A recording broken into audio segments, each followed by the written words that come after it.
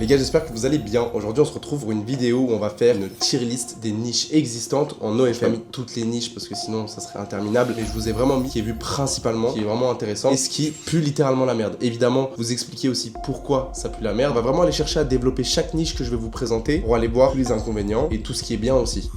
Écoute, remets-moi un seul bruit de téléphone. Ah, c'était juste ton nez. Juste respirer. Mais respire plus. Déjà les gars, dans un premier temps, on va commencer par littéralement le gaming. Dans un premier temps, je vais vous expliquer un peu ce que j'entends par gaming, vous mettre aussi des exemples. En fait, la niche gaming, c'est une niche qui est assez intéressante, mais elle n'est pas faite pour tout le monde. Déjà, si la modèle a un vrai setup, ok, dans ce cas-là, ça peut être intéressant. Si vous lancez une modèle qui n'a pas de setup ou quoi que ce soit, qui vous dit juste que, ok, elle aime bien un peu le gaming, ça n'a un peu aucun sens de la lancer là-dedans. Ensuite, il y a quelque chose à prendre en compte aussi. Avant même de pouvoir parler de niche, quelque chose qu'il faut prendre en compte avec la modèle que vous avez, c'est de lui en parler. Quelque chose que vous ne faites pas assez. Vous avez tendance à dire, ok, je vais la lancer dans telle niche, je vais la lancer dans telle niche, mais avant ça, posez-lui littéralement la question de ce que elle fait dans la vie de tous les jours. Et par rapport à ce qu'elle fait dans la vie de tous les jours, voir s'il n'y a pas une niche qui est possible d'être faite, ok? Et vous n'êtes pas obligé de choisir une niche qui existe déjà. Vous pouvez aussi créer une niche de toute pièce. C'est juste à vous d'utiliser votre cerveau, d'être un peu plus smart et arrêter de copier tout ce que vous voyez sur les réseaux, parce que créer quelque chose marchera toujours mieux, évidemment si c'est bien fait, que si vous faites que de copier tout le temps. C'est pour ça que là je vais vous expliquer le concept aussi de sous-niche, donc de prendre des niches qui existent déjà et d'en créer des sous-niches, et je vais vous montrer comment. Mais du coup pour le gaming c'est intéressant si la modèle elle a un setup qui est vraiment déjà prédisposé, si elle est prête à par exemple faire des lives sur Twitch, si elle joue vraiment à des jeux, à ce moment là ça peut être intéressant, encore plus si elle a une fanbase qui est déjà présente. Maintenant si vous prenez du coup comme je vous disais une modèle qui n'a jamais fait ça et que vous lui dites ok on va te lancer dans le gaming, c'est pas vraiment intéressant. Et là par exemple quand on va parler de gaming, elle peut aussi faire des lives sur Omegle, c'est quelque chose qui marche bien pour le coup, et c'est là où du coup comme je vous dis en fait de partir d'une niche principale à en créer des sous-niches, c'est que le gaming, ok elle a un PC, elle a une webcam, elle peut aller sur Omegle et elle peut se permettre de faire des choses interactives. En fait quand c'est interactif généralement ça marche super bien. C'est pour ça que cette niche là je vais la mettre vraiment dans B. Elle est pas non plus excellente mais elle n'est pas non plus trop mauvaise, elle est vraiment parfaite à être dans B. Les gars la deuxième niche, bon je pense que vous avez reconnu, pour ceux qui ne connaissent pas c'est le drapeau trans, donc littéralement les trans girls, ok. Pour précision c'est les hommes qui se sont transformés en femmes physiquement. C'est une niche qui marche extrêmement bien si c'est bien fait et si la modèle, bref,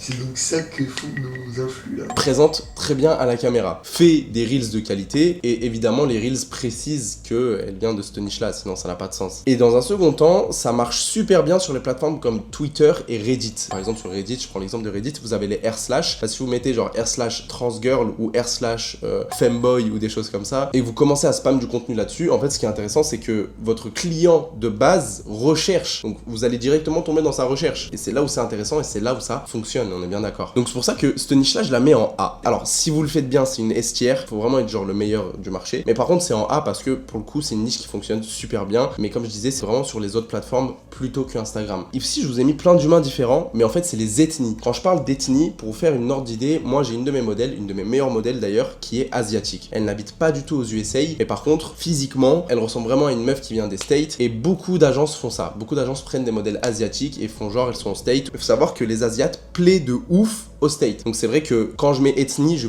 vise plutôt les asiatiques. J'ai pas mis une tête d'asiate parce que vas-y, je voulais pas non plus faire chauffer. Mais c'est vrai qu'il y a des ethnies qui marchent un peu moins bien et c'est à vous de savoir un peu lesquelles. Mais c'est pas contre mon gré, hein, c'est pas moi qui ai décidé de ça, c'est voilà, c'est la masse. Mais l'ethnie asiatique marche trop bien. C'est pour ça que je vais le mettre dans A. Je vous ai mis une meuf avec un costume Spider-Man. C'est littéralement les cosplays, ok. On va prendre une généralité, on va parler de cosplay de toutes sortes. Faut savoir que c'est une niche qui marchait bien à l'époque. Il y a beaucoup de modèles qui ont essayé de le faire et du coup ça a un peu moins bien marché parce que du coup quand tu copies la masse, bah forcément au bout d'un moment ça marche moins bien, sauf pour les modèles qui sont des 10 sur 10 physiquement et qui dans tous les cas dans n'importe quel costume, même mal habillé, ça marcherait. Mais du coup c'est vrai que c'est pas l'idéal. Par contre le cosplay, on va pouvoir aller en chercher une sous-niche. Comment créer une sous-niche de cosplay? Exemple, elle enfile le cosplay, mais l'action qu'elle va faire dans la vidéo, c'est une action qui va être déjà de 1 pouvoir être répétitif, comme ça vous allez pouvoir faire plusieurs vidéos en une seule fois, enfin la modèle va pouvoir le faire et ce qui vous fait beaucoup de contenu. Évidemment faites pas une action de merde, hein, genre devant le miroir, et faites quelque chose d'un peu plus développé. Exemple, j'ai un de mes élèves qui ça marche super bien avec sa modèle, qui d'ailleurs aussi une modèle asiatique qui vise les USA.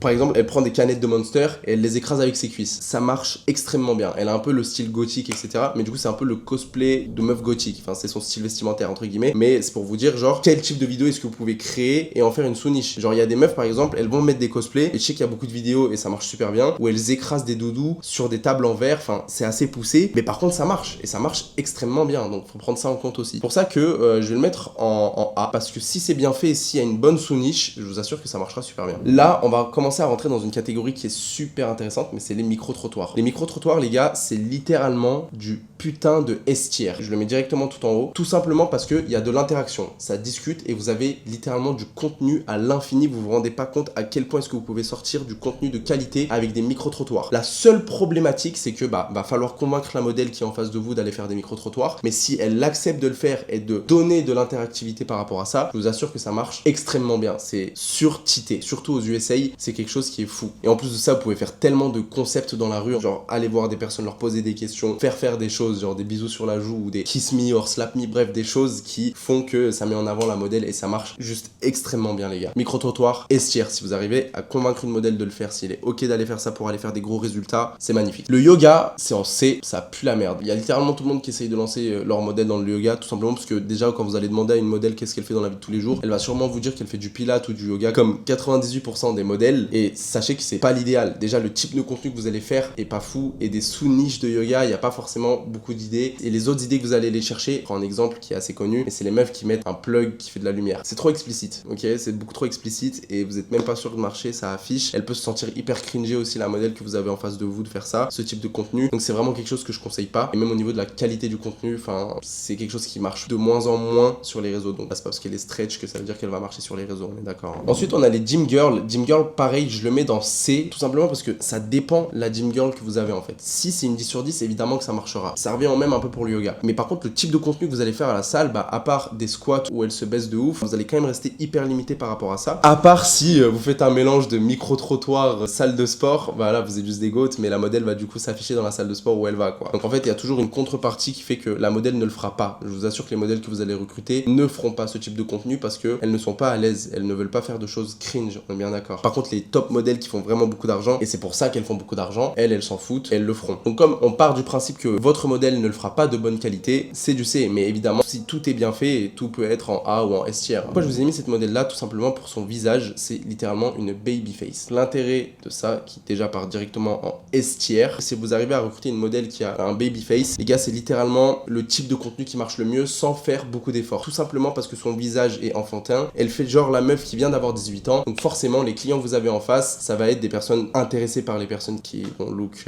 C'est triste à dire, c'est dégueulasse. Je le dis littéralement tout le temps quand je parle de ce type de niche. Moi-même, ça me désole, mais malheureusement, c'est la niche qui fait le plus d'argent. Tout simplement parce que, comme je vous l'ai dit, ça attire les personnes qui sont attirées par ça et c'est littéralement ceux qui déboursent le plus d'argent. Donc par exemple, cette modèle-là, elle a pas plus de 20 000 abonnés sur Instagram. Je vous assure qu'elle fait plus de 30K months. Donc si vous pouvez recruter des modèles qui ont des baby face, quand bien même elles ont 22, 23 ans, tant que leur visage est hyper enfantin, qu'elle est petite de taille ou quoi que ce soit, je vous assure que ça marchera d'une manière absolument désolante. Là les gars, je vous ai mis une bouche, mais en fait c'est littéralement du playback. Donc les modèles qui font du playback, c'est littéralement la pire niche au monde. À part si évidemment, comme je le dis tout le temps, c'est une 10 sur 10, tout le monde ne signe pas des 10 sur 10 aujourd'hui, forcément c'est pas pareil. Et encore les playbacks, le type de client que vous allez attirer, ça va pas être que des personnes intéressées par OF, ça peut être aussi des filles ou des mecs lambda de 20 ans qui juste kiffent sur la meuf. Et c'est ça la problématique du playback, c'est que ça ne vise pas assez la niche de cette meuf est sur OF, sauf si elle est connue déjà pour ça de base, ok? Donc les playbacks, c'est vraiment ce qu'on va éviter de faire, c'est ce que je demande le moins aux modèles de faire, sauf pour les modèles qui sont prédisposés à le faire parce qu'elles sont connues pour ça, mais sinon ça ne marche pas du tout. C'est ça que je vous chie à vous le dire, mais nichez vos modèles, parce que c'est ce qui va faire que vous allez avoir du trafic. Parce qu'une modèle nichée sur Instagram peut aussi être nichée sur d'autres plateformes, même si je vous dis quand même de rester focus sur Instagram, parce que ça restera toujours la source de trafic la plus importante. D'ailleurs, par rapport à Instagram, je vous invite à aller regarder ma vidéo sur la stratégie Instagram qui m'a fait générer plus de 67 000 $. Elle est assez complète. Je vais vraiment lancer des comptes Instagram, etc.